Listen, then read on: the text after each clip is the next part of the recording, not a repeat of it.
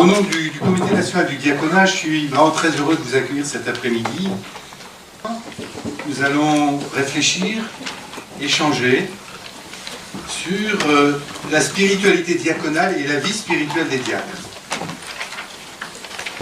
Didier Rance nous fait l'amitié d'animer ces journées, sous-titrait son dernier livre sur cette question, justement, de la grâce de servir. La grâce de servir. Voici en peu de mots le cœur non seulement de cette session, mais bien sûr plus largement le cœur du ministère, de notre ministère. Didier a un bonheur devant lui pour ce temps d'échange. Merci et merci à vous tous. La formation donne aux diacres une certaine et même une familiarité certaine avec la parole de Dieu. Une fois celle-ci acquise, il me semble que le plus simple, c'est celle, sous une forme ou une autre, de l'évangile du jour, que le diacre proclamera s'il peut aller à la messe ce jour-là, ou même s'il ne peut pas.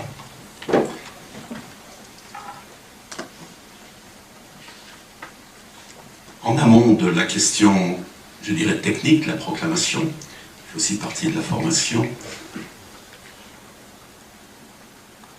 la question de la préparation spirituelle de ce que nous sommes appelés à proclamer est effectivement d'abord une question spirituelle. On fait les pré-diacres là. J'ai trouvé l'expression pour synthétiser.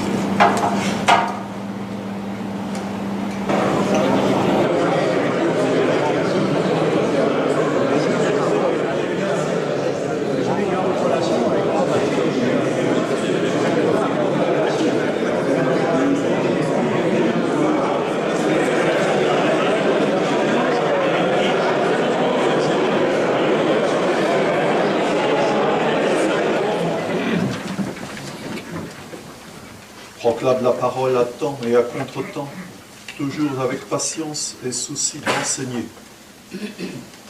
Béni soit le Seigneur, le Dieu d'Israël, qui visite et rachète son peuple.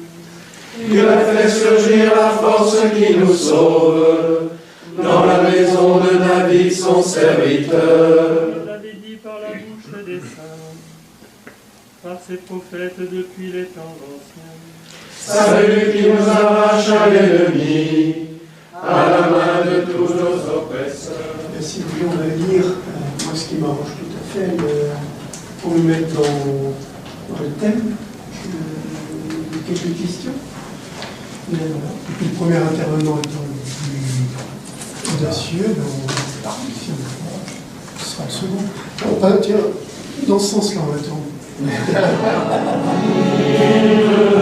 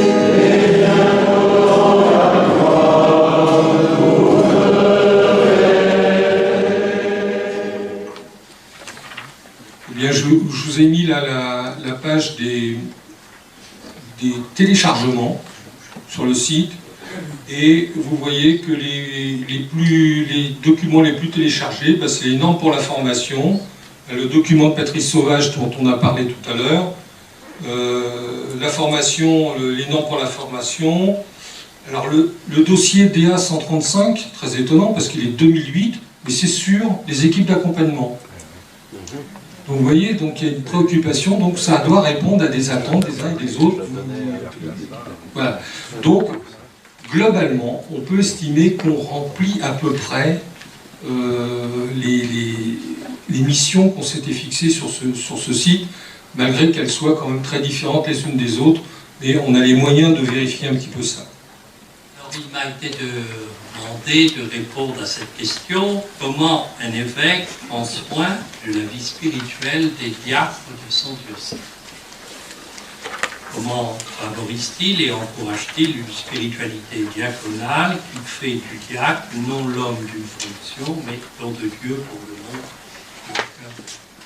La formation permanente fait partie du ministère du diacre et de sa vie spirituelle. C'est une expérience intérieure, c'est un appel du Seigneur.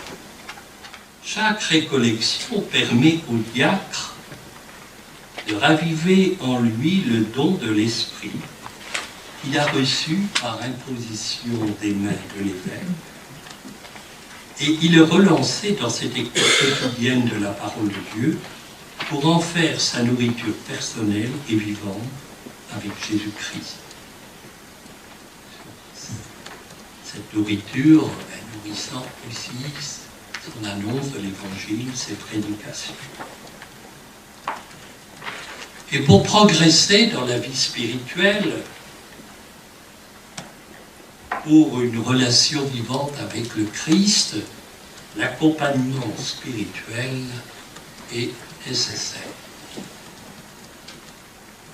Il ne peut pas être facultatif. Donc merci donc pour cette session sur la spiritualité, la vie spirituelle du diacre, parce que je crois qu'elle nous a conduit à nous redire ce qui fait la réalité substantielle du diaconat, à partir de laquelle s'éclaire la triple diaconie de la liturgie, de la parole et de la charité, laquelle se concrétise bien sûr dans une grande variété de missions qui sont toutes marquées profondément quand même par la charité, comme l'a bien expliqué Michel Sentier.